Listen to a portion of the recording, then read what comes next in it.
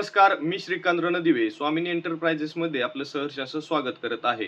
आज आपण घर बांधतानाचा महत्त्वाचा टप्पा फाउंडेशन ते प्लिंथ लेवल पर्यंतची प्रोसेस आज या व्हिडिओच्या माध्यमातून अगदी सोप्या भाषेत समजून घेणार आहोत. घर कितीही सुंदर असले तरी त्याचा पाया मजबूत नसेल तर ते घर सुरक्षित आणि टिकाऊ राहत नाही. म्हणून फाउंडेशन हा प्रत्येक घराचा सर्वात महत्त्वाचा भाग असतो. सर्वप्रथम प्लॅननुसार साईटवर अचूक मार्किंग केली जाते. त्यानंतर आवश्यक खोलीपर्यंत खोदकाम केले जाते. खोदकाम पूर्ण झाल्यानंतर तळ समतल करून घेतला जातो. त्यावर PCC म्हणजेच प्लेन सिमेंट कॉन्क्रीट टाकले जाते. यामुळे फाउंडेशनला मजबूत बेस मिळतो. यानंतर इंजिनियरच्या डिझाईननुसार स्टील फिक्सिंग केले जाते. स्टीलचे योग्य कव्हर आणि अंतर राखणे अत्यंत महत्त्वाचे असते. पुढील टप्प्यात शटरिंग करून फाउंडेशनचे कॉन्क्रिटिंग केले जाते.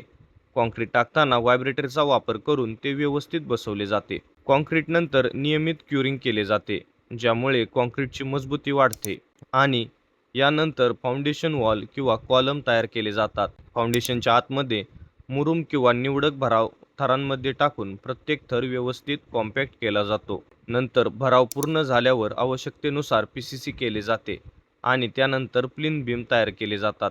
प्लिंथ बीम नंतर DPC म्हणजेच डॅम्प प्रूफ कोर्स दिला जातो, ज्यामुळे जमिनीतील ओलावा भिंतींमध्ये वर चढत नाही. यानंतर बांधकाम प्लिंथ लेवलपर्यंत पूर्ण होते आणि पुढे भिंतीच्या बांधकामाला सुरुवात केली जाते. अशाच बांधकाम क्षेत्रातील उपयुक्त माहितीसाठी आपल्या स्वामिनी एंटरप्राइजेस या यूट्यूब चॅनलला सबस्क्राईब करा आणि इंस्टाग्राम पेजला फॉलो करा.